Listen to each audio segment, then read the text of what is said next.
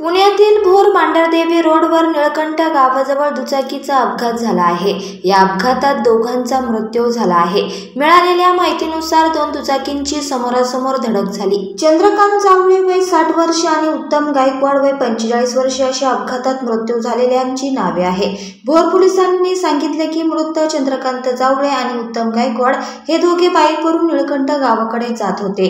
त्यावेळी समोरून येणाऱ्या बाईकने त्यांना धडक दिली। त्यानंतर जावळे आणि उत्तम गायकवाड हे रस्त्यावर पडले। त्यांच्या डोक्याला मार लागला होता।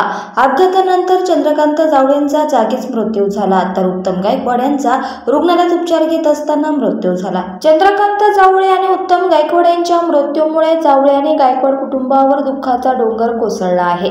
अपघातातील आरोपीला पकडून कडक शिक्षा द्यावी अशी मागणी करण्यात आली आहे। अपघाताची माहिती मिळाल्यावर भोर पोलीस स्टेशनमधील पोलीस तातडीने घटनास्थळी दाखल झाले। त्यांनी जखमींना भोर मधल्या उपजिल्हा रुग्णालयात दाखल केलं। वैभव गायकवाड यांनी या प्रकरणी पोलिसांकडे फिर्याद दाखल केली आहे।